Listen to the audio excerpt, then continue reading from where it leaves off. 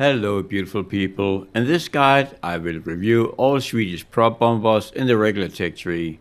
Not that they have a lot, but they're all pretty good. Hope you enjoy.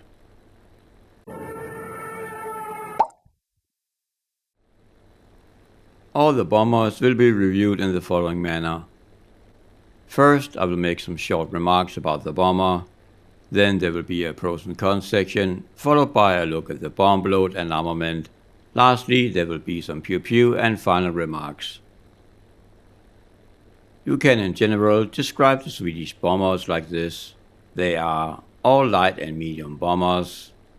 They are very maneuverable, very fast for the battle ratings, have good to excellent defensive and offensive armament, have a mix between very bad and good bombs, most have good armor protection, and all have self-sealing fuel tanks. The individual bomber will have timestamps, so you can jump between them.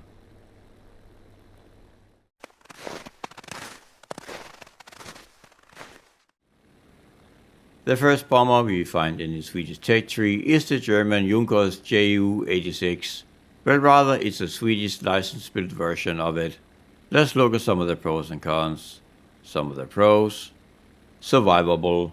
The B3C is a good-sized medium bomber with plenty of nothing, meaning a lot of structure to hit without causing any critical component damage.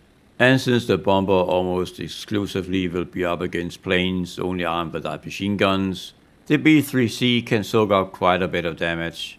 Armament. The gun positions have a wall for these kind of positions, good guidances, not like the French bombers. Bomb load. The bomber is able also to bring a torpedo, but since Sweden as of right now does not even have a naval branch, I don't know why. I suppose you can use it on a limited number of air battle maps which has AI naval forces, or maybe try think an LVT or Kai on the Poland or Eastern Europe map. But that is about as useful as it can get. And some of the cons, of which there are plenty. Flight characteristics. The flight characteristics are mixed bag, but overall negative. Top speed for the B3C is almost 400 km an hour, reached at 5,600 meters. Wing limits are very low with only 410 km an hour, and that can be a problem. Turn time empty says 17 seconds, but I don't see that at all. At altitude, with the bomb load, it's more like 30 seconds plus. Not bad, but definitely not as low as on the stat sheet. Flap speeds are low, with only 310 and 297 km an hour for combat and take-up flaps. Landing flap limits are okay with 240 km an hour, and landing gear limits are very good with 340 km an hour. But that is also needed, and I'll come back to that in a second. Bomb load. The B3C is a pretty large bomber, and yet the bomb loads it can carry are poor, and more about that in a bit. Armor protection. The bomber has no armor protection at all. Landing gear. The lowering of the landing gear is some of the slowest I've seen on a bomber. You really have to think ahead and deploy it early if you want to have any chances of extending it fully before landing. This is where the 340 km an hour of the landing gear limit can be useful.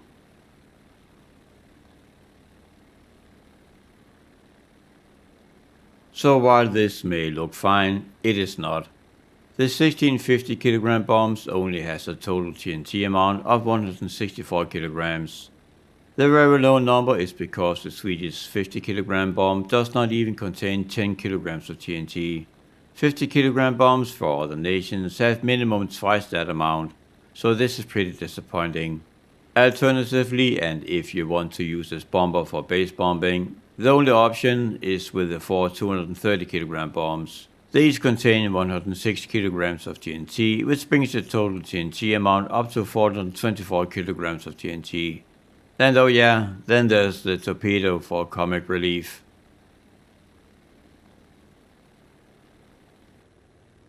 The first defensive weapon we have for the Swede is the 8mm KSP M22 37R light machine gun. KSP is short for machine gun in Swedish, and the direct translation would be something like bullet sprayer. The machine gun is in reality a licensed Browning Model 1919 that the Swedes built and rechambered to 8mm. The KSP has a good rate of fire with 1200 rounds per minute. The gun also has a bunch of ammo with 1050 rounds, so you're probably not going to run out. The machine gun has access to 3 different kinds of belts. First we have the default belt filled with tracer bullets only. The tracer bullet has an awful 5mm of armor pin, so remember to get rid of the default belt as soon as you can. Then we have the armored targets belt, which contains tracer and armor piercing bullets. The Swedish 8mm armor piercing bullet has great armor pin from 100 to 500 meters with 12mm. Basically, all other countries' defensive light machine gun bullets drop the armor pin at 500 meters to half of that. So here the Swedish AP bullet is far stronger out to 500 meters. Lastly, we have the best belt to use, the APT belt. This belt first has a tracer, then incendiary, and lastly an AP bullet. So this belt is the only one with the incendiary bullet, and we do love that one because we like to set things on fire. Onto the position itself. For a non-turret position, it has good guidances. Horizontal guidances are very impressive with plus minus 125 degrees. Again, France. Vertically, it is plus 65 and minus 3 degrees. Again, France. The ventral position also has an 8mm light machine gun and pretty good guidances for such a position. Horizontal guidances are plus minus 40 degrees and vertically it's minus 40 and plus 5 degrees. The dorsal and ventral positions combined gives pretty much complete defensive coverage of the rear of the bomber with no blind spots. In the nose we find the large light machine gun. Horizontal guidances are sadly pretty bad with only plus minus 20 degrees. But vertically it's fine with plus 52 degrees and minus 50 degrees, and that is actually pretty impressive.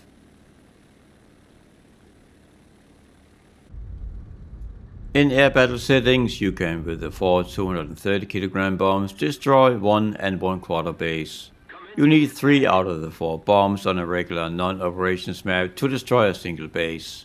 And as I have already mentioned, the bomber is not a small aircraft, so this low total amount of TNT is pretty disappointing. After you have dropped your bombs, you can even return to the base fast. You are still somewhat overall slow, and your max speed is just 10 km an hour away from the wing limits, so diving towards home base is really not possible. When you make it back to base, you have to remember to lower the landing gear well ahead of time, since the lowering itself is very slow. Good thing is that the landing gear can increase drag and help you drop the last bit of speed before landing, so you don't break off the landing flaps.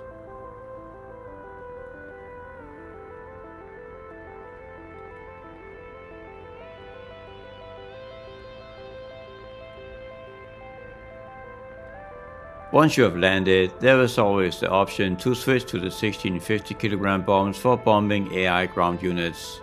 Often though, you will only score a hit, since you need to be pretty precise with the lower TNT amount the 50 kg bomb has. Once you're close to the ground, the nose turret with its good gun depression is often more effective in taking out AAA and artillery positions compared to trying to line up for a bomb and run. You can also use the B3C for mixed battles, and here the 4 230 kg bombs will be good. I would not suggest using the 50 kg bombs unless you drop them in series of 4, again because of the very low TNT content. The bomber is not super impressive for mixed battles, but it can hold its own, and it can take a lot of punishment before going down. Let's keep the pressure on. Victory is close.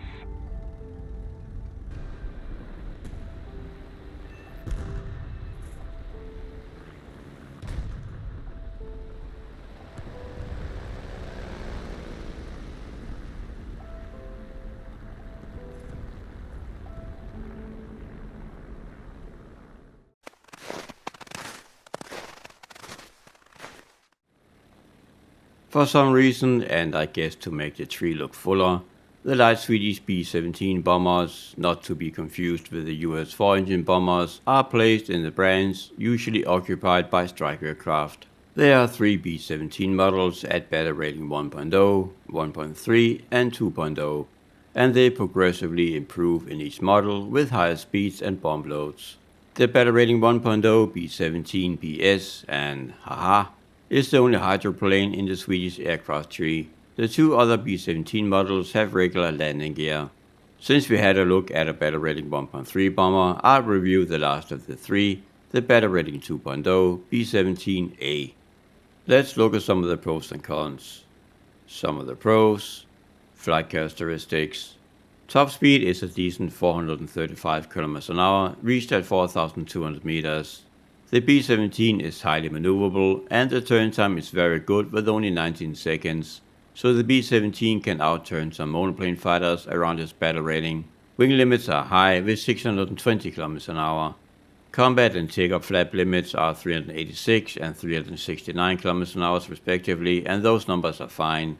Landing flaps limits are also good with 280 km an hour, and gear limits are very high with 320 km an hour. Armament. The bomber has a light machine gun in each wing and the light machine gun for defense. Bomb load. For the size of the bomber, the B-17A actually has a good bomb load, and more about that in a bit.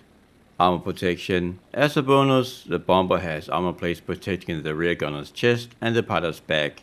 Eat your heart out, French bombers. And the only con I could seriously find, but it's a big one: defensive coverage. The rear gunner has got awful guidances and is almost useless, but I'll explain that more later.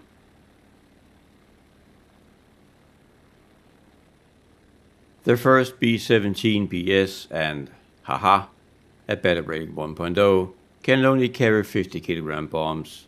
The B-17B at battle rating 1.3 can also carry 250 kg bombs, and this last battle rating 2.0 version can in addition carry a single 500 kg bomb. So for the size of the bomber, you are getting nice options here. The default bomb load is 950 kg bombs, but again they each sadly only contain 9 kg of TNT, so they are almost useless unless dropped in pairs or in series. Far more effective are the two other bomb loads. The 500 kg bomb contains 227 kg of TNT. And that's about it. Moving on. Defensively, the B-17 has a single 8mm light machine gun, with sadly only 300 rounds of ammo, which with its high rate of fire is rather low. Remember to get rid of the default build as fast as possible, since it only contains the awful tracer bullet with no armor pin. As I mentioned as the only con, the gun has awful guidances. You can see it looks rather awkward for the gunner to use it at all. It looks as if he has to stand up to use it. Horizontal guidances are ±45 degrees, and vertical guidances are +45 and -3 degrees. So the numbers are okay, but look at this. The gun is not even capable of protecting the direct back or left or right of the vertical stabilizer. It can only cover above the vertical stabilizer in an arc. So unless an enemy plane is diving on you, it is completely useless. The saving grace of course is that the B-17 is highly maneuverable, and with any luck, the B-17 will be behind the enemy plane instead.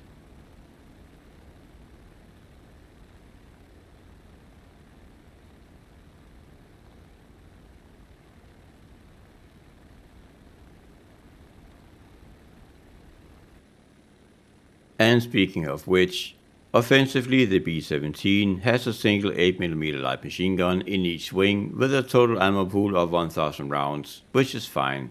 Unlike the defensive gun, offensively the machine gun has access to 6 different builds, but they are just different variations with the same 2 bullets. Best build to use is the universal build. The stealth and the universal builds are the only ones able to use a nice incendiary bullet anyhow.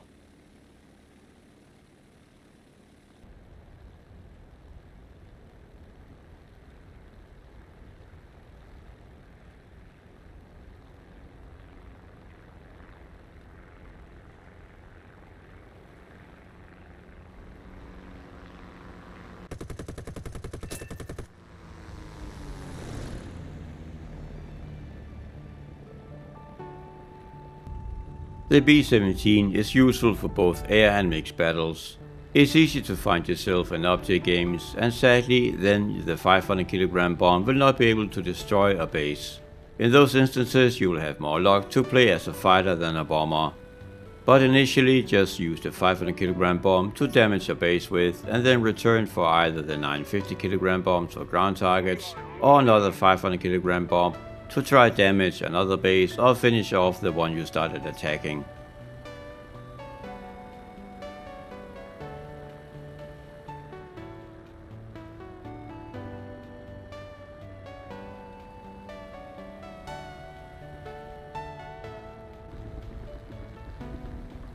In mixed battles, the B18 is also very good.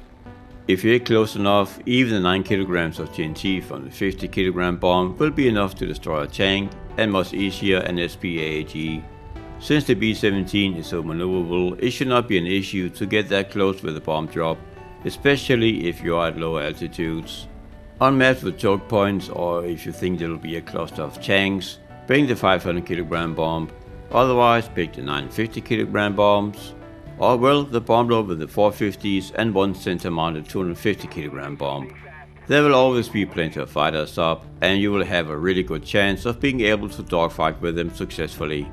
All in all, the B18 is a very effective and fun light bomber to use.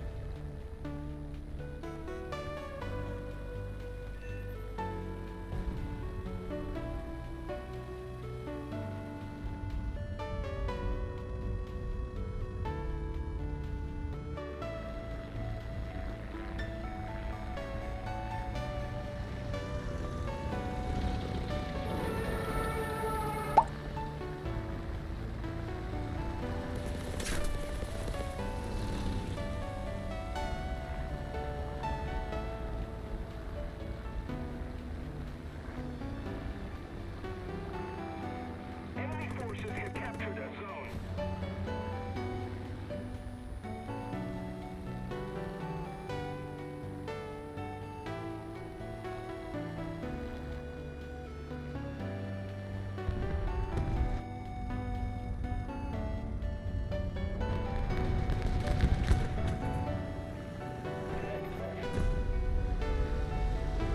Most of the zones are under enemy's control.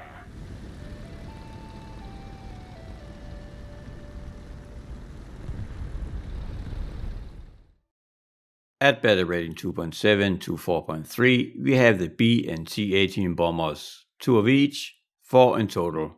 I will cover the last of the B18 bombers, the B18B sitting at battle rating 3.3, and the last of the T18 bombers, the T18B57 at battle rating 4.3. All 4 aircraft share the same platform, but with progressively better performance overall. The 2 B18s are dive bombers, which have 2 defensive gunner positions and 1 heavy machine gun offensively. The 2 later B18s are also bombers, one much more capable in that role than the other, but both more capable in strike and heavy fighter roles as well. The T18s have much heavier offensive armament compared to the B18s, and the T18B model can, as the name indicates, carry a torpedo. Although the T18B57 variant cannot carry a torpedo, it also has the T designation. The T18B is, in my opinion, the most capable triple-role prop aircraft in War Thunder, but I will not cover that bomber also, since that would be much too redundant and I would go completely insane.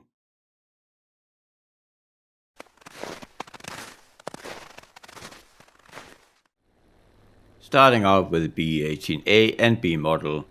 At battle rating 2.7, the first of the B18 bombers is very good in its role. It's fast with 465 km an hour and can carry a good bomb load.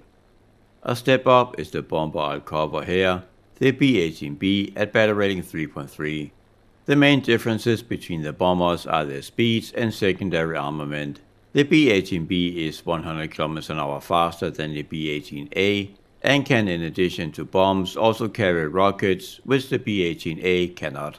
The B18B is the bomber of this family, which can carry the largest bomb and rocket loadout. Let's look at some of the pros and cons. Some of the pros: flight characteristics. The B18B is for any prop bomber very fast at battle rating 3.3 with 570 km an hour empty, reached at 6,000 meters. Even with a full bomb load, it still manages 540 km an hour. Turn time is 27 seconds empty, but it feels faster. The rate of climb is also good with 11.5 meters a second empty and about half of that with a full bomb and rocket load.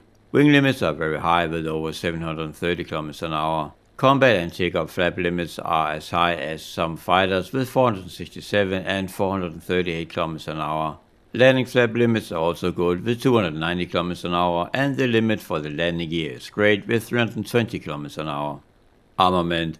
The bomber has an offensive heavy machine gun and 2 defensive positions also with heavy machine guns.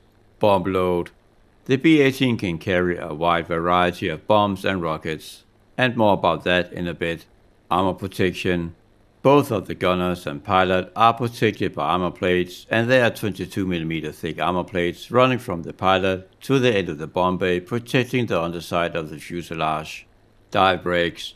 The bomber is equipped with dive brakes to stabilize and slow down the aircraft while in a steep dive. And some of the cons.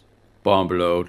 The bomber has a large variety of bomb and rocket loadouts, but the majority of bombs used are still with a very weak 50 kg bomb with only 9 kg of TNT, which at better rating 3.3 is pretty bad.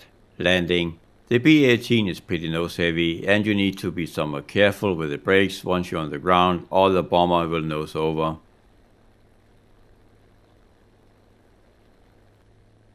Pictured here is just a section of what the bomber can carry. The B-18B can carry rockets, bombs, and a combination of both. There are 50, 250, 500, and 600 kg bombs available. Maximum TNT amount for a bomb load is about 1 ton of TNT. The 5 and 600 kg bomb look identical, so you need to mouse over the bomb to make sure you pick the bomb load containing the right one, because there's a big difference between the two bombs TNT wise. The 500 kg bomb contains 227 kg of TNT, while the 100 kg bomb heavier 600 kg bomb has much more TNT content with 480 kg of TNT. Rocket wise, they are both armor piercing and high explosive variants. The AP rocket has a crazy high armor penetration with 500mm. There are 2 sizes of high explosive rockets. One weighing 64 kg with a warhead containing 4.5 kg of TNT and armor pen of 39mm. The larger high explosive version weighs 120 kg, but does not even have 1 kg more of TNT with 5.25 kg. It has, however, a slightly higher armor pen with 68mm. As a pure bomber, the B-18 has to rely on the few larger bombs. The majority, the 50 kg bombs, are sadly almost useless for base bombing. In the dorsal position, we find a 13.2mm Arcan M39A. The Arcan stands for Automat Cannon. The heavy machine gun has a high rate of fire with 1080 rounds per minute with an OK 300 rounds of ammo. The gun can use 3 different kinds of belts, but only has 2 different kinds of rounds, so the belts are really just how those 2 rounds are loaded. There is an AP round and, more interestingly, a high explosive fragmentation tracer bullet as well. For use defensively, the best belt to use is the universal belt. Here we find 3 out of the 4 being the high explosive bullet, and the last being the AP bullet, capable of damaging the engine of a pursuing aircraft. So that was a good part of the dorsal position. Let's talk about the sucky bit. The horizontal guidances for this position is one of the worst in the entire game. You can only move the gun 15 degrees left and right. The silver lining here is that you can quickly gauge if your gunner can engage a target, since the left and right traverse limitation is just where the vertical stabilizers are located.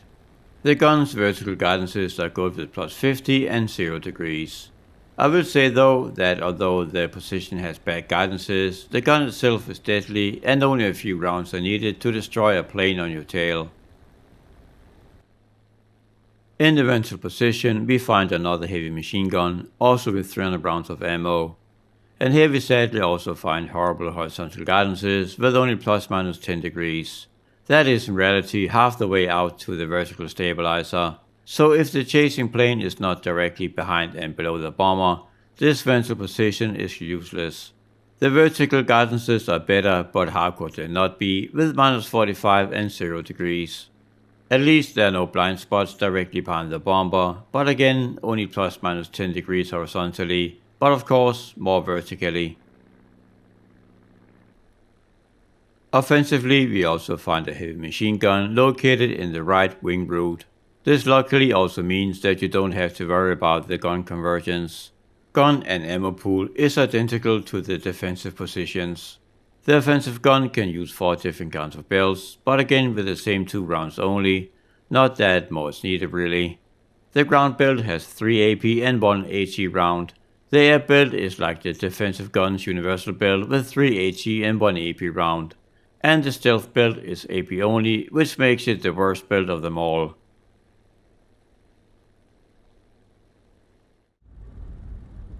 Unless you are on a very large operations map, you will likely never get intercepted before you drop your bombs.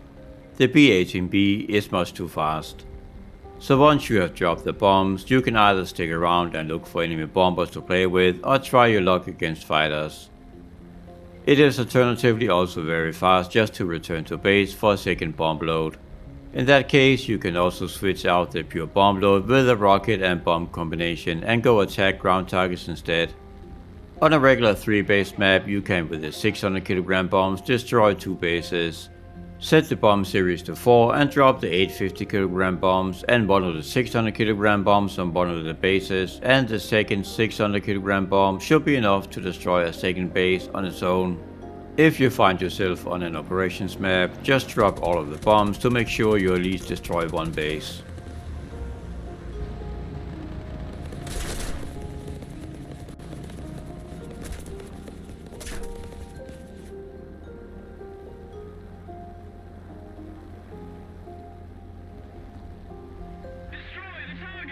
Our victory is near.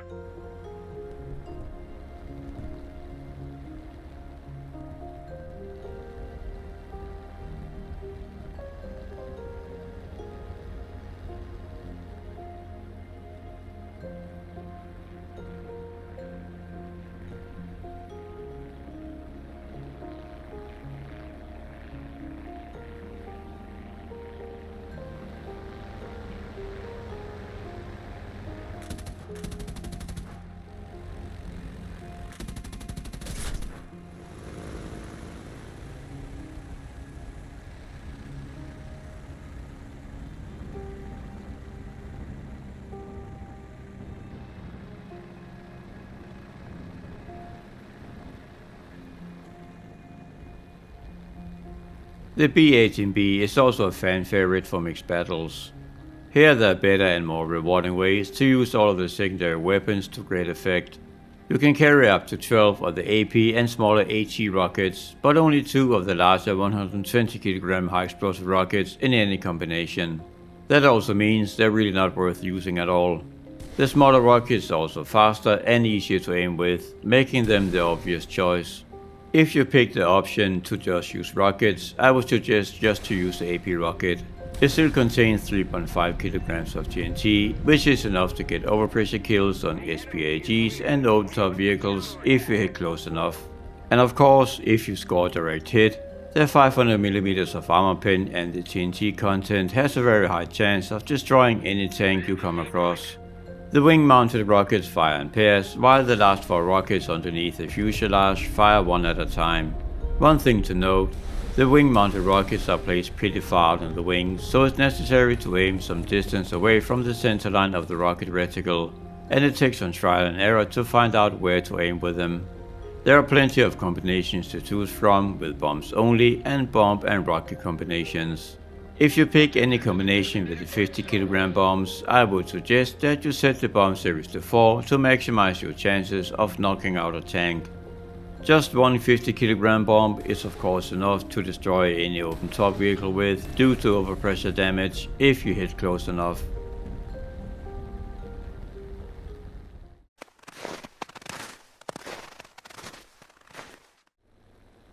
The big differences between the two T18 models is found in the bomb bay, which also explains why they have different roles.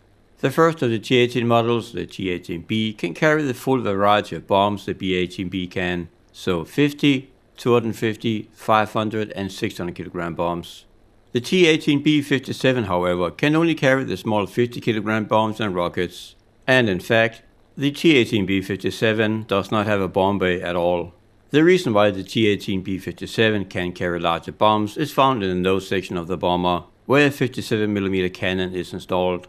So while the T-18B can still be an effective bomber, the T-18B-57 has a more specialized role, especially in air battles, but I'll come back to that later. I will only go over the differences between the B18B and T models. They share the same platform, only some of the components are different. I don't see any reason to repeat all of the pros and cons from the B18B. So let's look at some of the differences. Flight characteristics.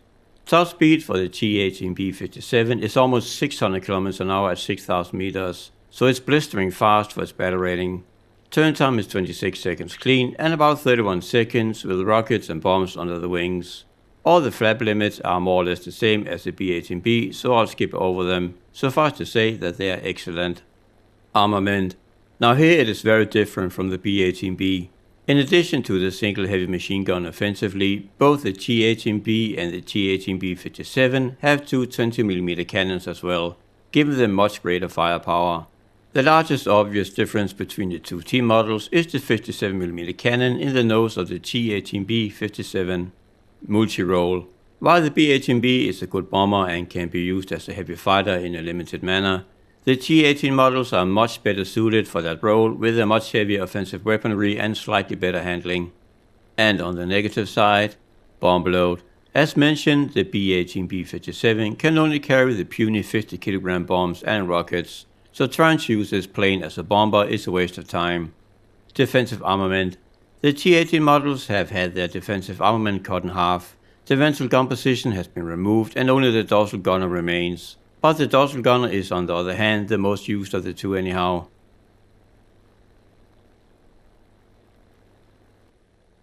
As mentioned, the B-18B does not have an internal bomb bay at all, so purely bombload wise there's nothing much going on.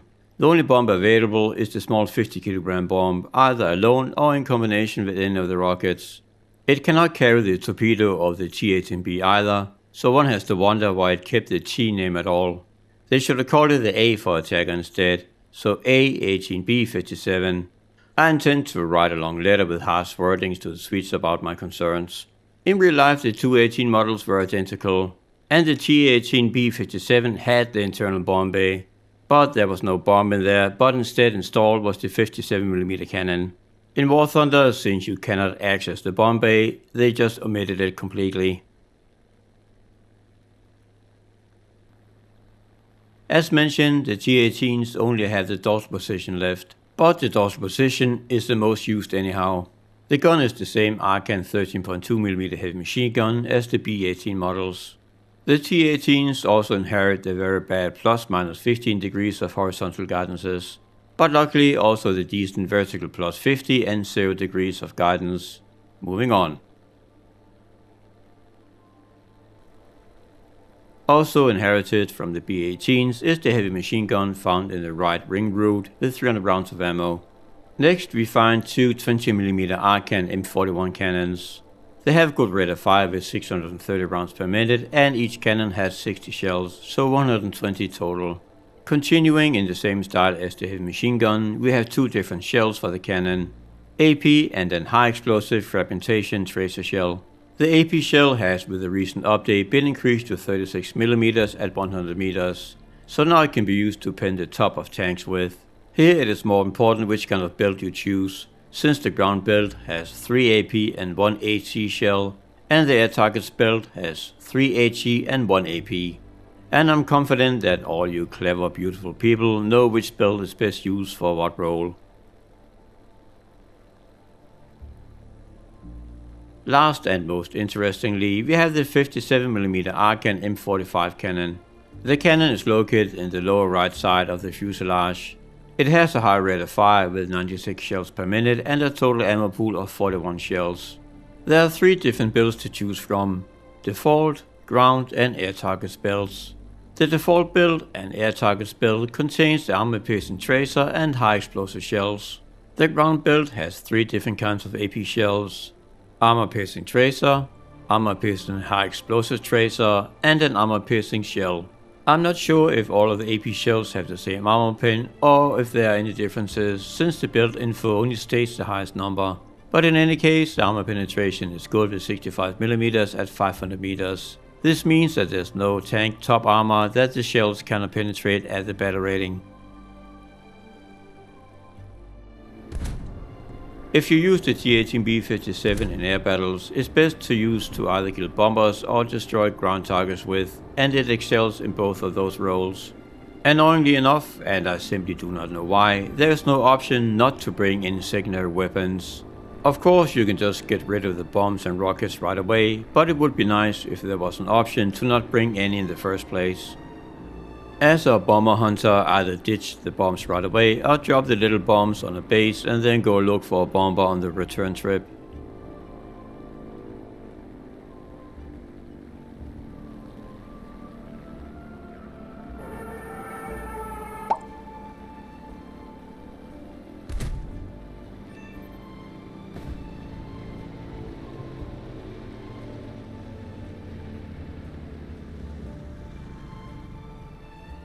Sadly, and this is quite dumb, 2 of the 3 AP shells have a trace element, but the high explosive shell has not. So if you use the air targets belt, corrections are difficult to make. The air targets belt first has an AP shell with a trace element, followed by 4 high explosive shells without.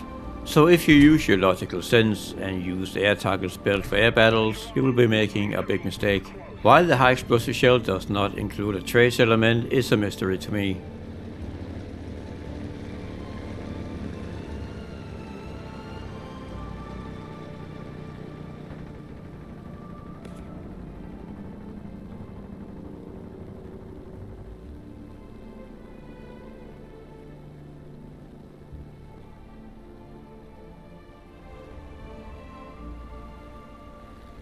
The T18 also shines in mixed battles.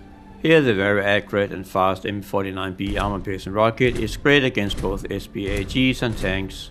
You can also go for the very large M49 semi-armor-pen rockets, but they each weigh 120 kilograms and you have 8 of them.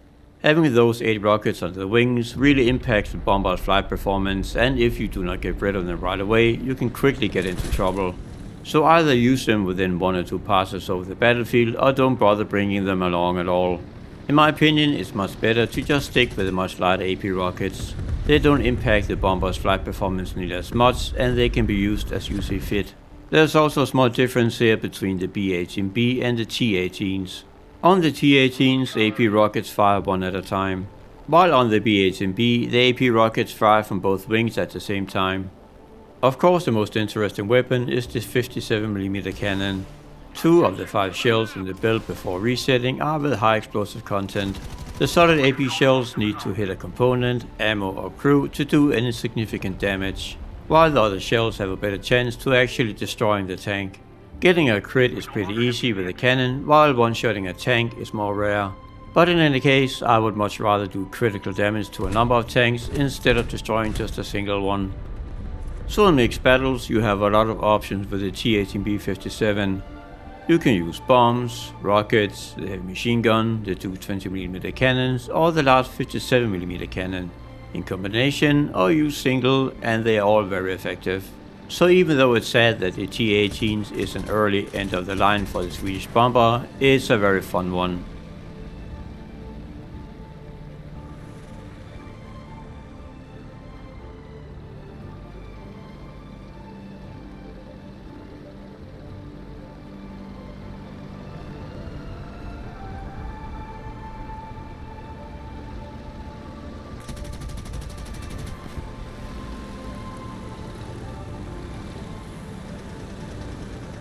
If we don't do something fast, the enemy will win.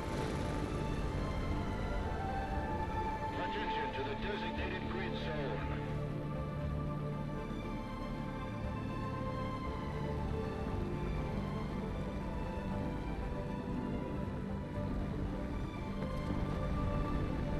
We don't have the advantage anymore.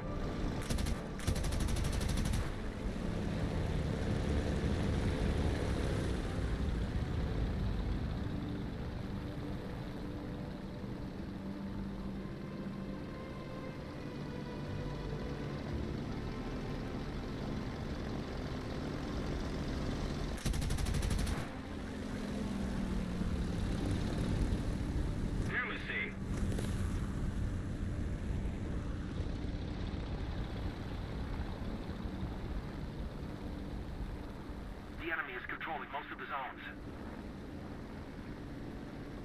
Excellent. Enemy in the air.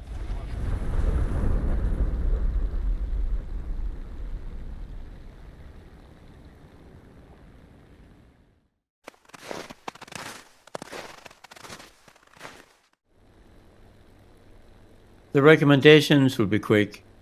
Only play the first bomber, the B3C, to unlock the far superior B18s. Instead, at battle rating 1.3, for mixed battles at least, use the vastly more nimble and fun B17B and also the B17A at battle rating 2.0. But once you hit battle rating 2.7, just have a blast with the entire line of B and T18 bombers. And that's about it. If you like the video and the content on the channel in general, do me a favor and like, subscribe and comment. You can also go the extra mile like Grouchy Old Man and support the channel in a more direct way. I've opened a shop on spreadshop.com where merchandise with the channel logo is available. More designs will follow soon. Thank you for watching, and until next time, remember to deploy your die breaks. Have a good one.